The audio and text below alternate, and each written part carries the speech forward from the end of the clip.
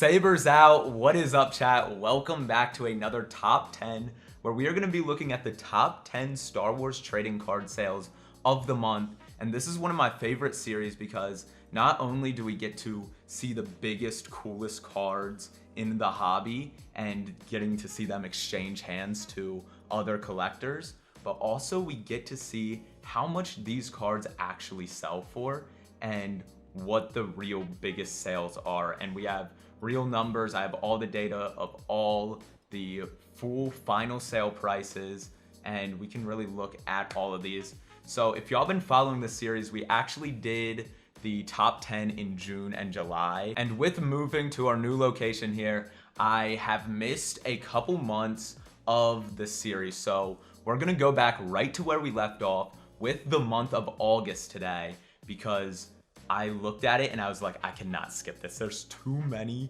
big cards and just huge changes in the market that have happened that we just need to discuss. So today has some insane vintage grails, modern grails, and just some all-time autographs too. So that is what we're gonna be reviewing. Let's get into it. All right, and every time I go through this list, y'all know we never start with a number 10. There's always some honorable mentions, and today's are insane. So at the beginning of the month and at the end of July, in August, if y'all remember, the biggest Star Wars card of all time was sold, the Superfractor Jedi a la Kurosawa. And once that happened, that blew up all these Jedi a la Kurosawa arts, and look at the sales of some of these cards, dude. This is the Mojo numbered to 50. Beautiful art featuring the 7 Jedi. You have Kit Fisto, Obi-Wan, Mace Windu, Anakin, Ayla Secura, Master Yoda. And these PSA 10 copies are selling for over $4,000. And it's not just one card. I'll show you guys here. But this is insane for an out of 50 parallel. This isn't an out of 5 or an out of 10. Now, it is from one of the most expensive and rarest sets of 2021 Star Wars Galaxy, but the fact that these Mojos are going for this price are insane. For example, if you see a 2021 Galaxy hobby box come up, which are very rare to find, they sell for about $3K. And that is, I feel, undervalued because an out of 50 of the right card in a PSA 10 is going for over $4,000. We're not even talking about out of 10s, out of 5s, and other superfractors. So that is just, these sales actually blow my mind.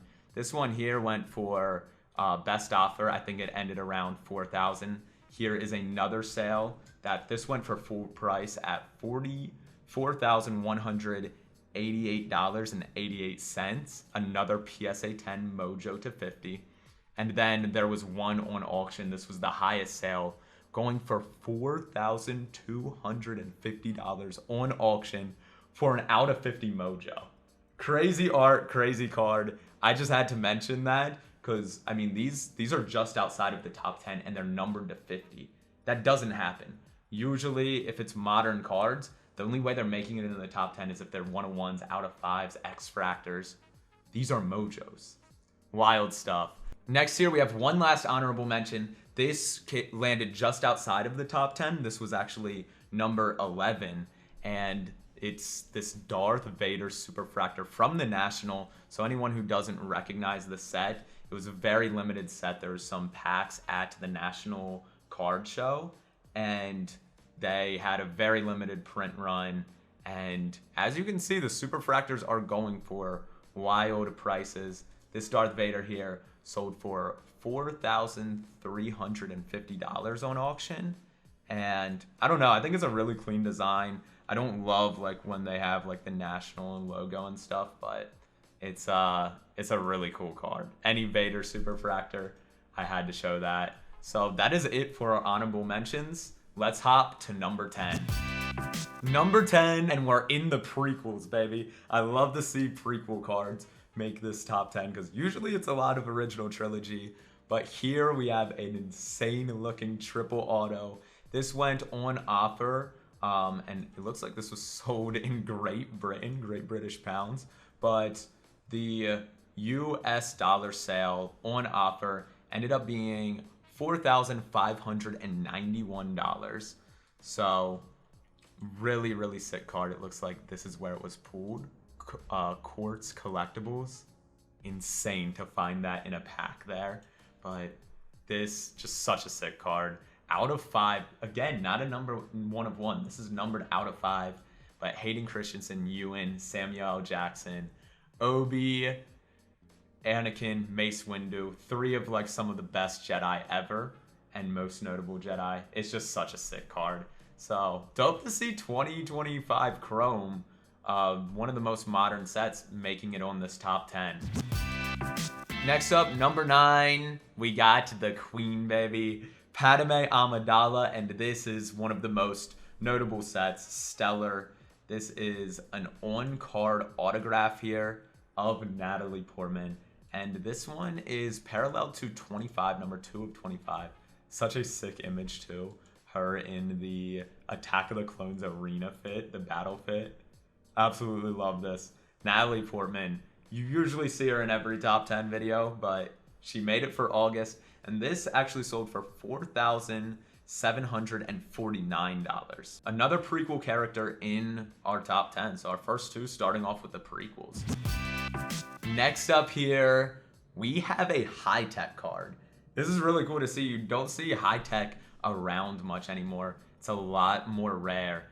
And this one sold best offer again for $5,000 was the sale price. And this is really sick. On-card auto, Harrison Ford from 2017 high tech. I believe this is the second year of high tech, the first year being 2016, but 2017 in a PSA 9. Really high grade for these. These acetate cards are impossible to grade. Getting a 9 is like a 10. That's a crazy good grade, especially for something on-card autoed. On-card auto type of cards are very, very tough to grade because it's not like they were printed, a sticker was slapped onto them, and they're put in the pack. They had to be transported to the actor, to a signing facility, and have it signed by the actor without them messing up the card and not it being damaged in the process. So on-card auto stuff is always amazing in high grade, and I'd consider PSA 9 for that a really high grade, considering it's high tech, considering it's on-card auto, and it's such a sick scene. I think that's A New Hope on. Yeah, that's his A New Hope outfit. Such a great scene. And I believe it says red. Red is the 1 of 1 in high tech, I believe. I'm not seeing. Oh no, it's actually to 5. So another out of 5 here. It's the black. I think the black diffractor is the 1 of 1 in 2017 high tech. So Han shooting at number 8 there. Next up, Chad, we got a Galaxy card, and it's a Superfractor. This is number 7, sold again. Another dude. Shout out London fam. Great British pounds. Another UK sale, and this one sold for, I have marked down at $5,382 for this Superfractor. One of the coolest images. Oh yeah, you can see it's in like a UK slab here. But this is 2024 Galaxy featuring the troopers, bro. All of the Imperial troopers, Stormtrooper, Scout Trooper, AT-AT driver, TIE Fighter pilot, and the Snow Trooper, all together on a beautiful art. And with the Superfractor, it looks really good on this card. A lot of supers in Galaxy are hard to see, and the image kind of washes it out, but it really enhances this one. I love that. This was just authenticated, so not a grade, but really, really love this card, dude. 2024 Galaxy, one of my favorite checklists, and the cards in there go for some insane prices. I can't wait for 25 Galaxy. Still waiting for word on that. My prediction is we're going to see it in December at some time, but always stay tuned for those to see what Superfractors are going to be popping out of those. It was inevitable, but here it is. We are in the vintage cards, dude. I really need to get into vintage cards because you see how crazy they are every month when we go over the top 10 Star Wars cards. This was sold on Heritage Auction, actually, and great scene. Han and Chewie shootout, PSA 10, Gem Mint 10. Obviously, these vintage cards are all about the grade. PSA 10s are the biggest chase, and very, very limited, very low pop with all this stuff. This actually ended up selling for $6,100, and you'll see it looks like someone was selling off a lot of big vintage gems for what we have coming up, because this trend is going to continue. Number 5, another vintage PSA 10, and this one here sold for $6,222. And again, another PSA 10, Obi 3PO Luke, a really sick card number 66, Execute Order 66. But yeah, another vintage, 1977, making some big plays for the week right here. Very nice card. And we're not done. We have one more 1977 card, and it is a Luke Skywalker. So this is not the Trooper Luke fit, of course. That would be 100K plus, the card number 1. But this one here is the card number 57, and Mark Hamill is Luke Skywalker in his farm boy outfit. And this is such a great image, and a PSA 10.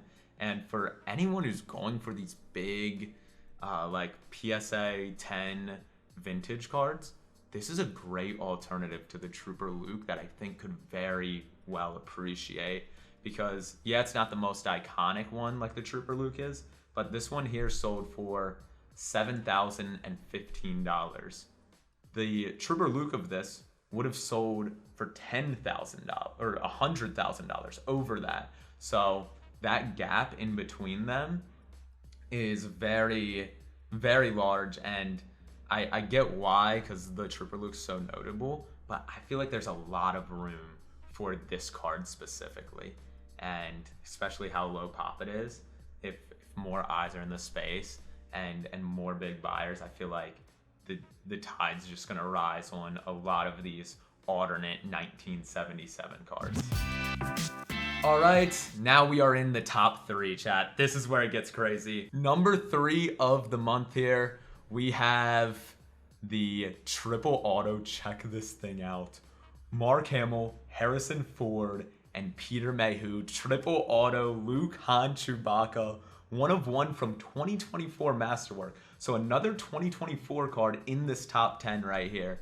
And this thing is absolutely sick. Just authenticated. I am aware why this wasn't graded. It's a Masterwork cards.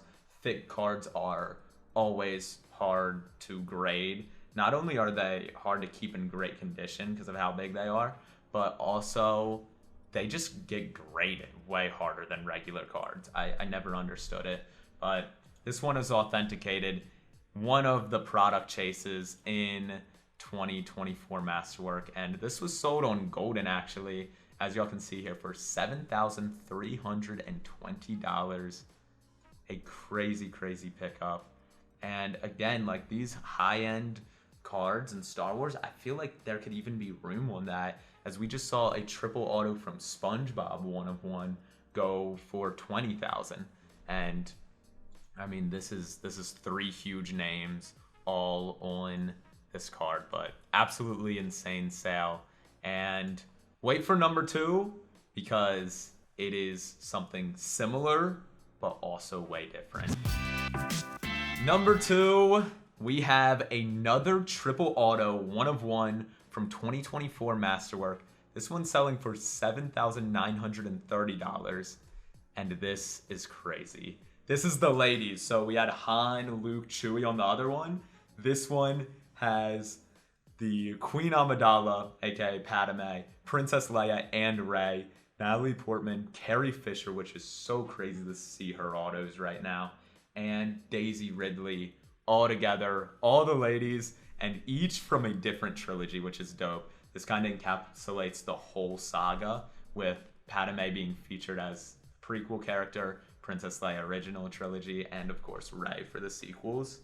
Insane card, again, authenticated by PSA, and going for almost $1,000 more than the previous triple auto. So that is wild. The ladies demand a higher price, as we're seeing right here, but that's just insane. Anytime you have Carrie Fisher and Natalie Portman on the same card, and even Daisy Ridley too, it's gonna be astronomical. And that is number 2. We only have one item left. Let's see what the winner was for the month of August, the highest selling Star Wars card. And it's actually not a card. We have a sealed box.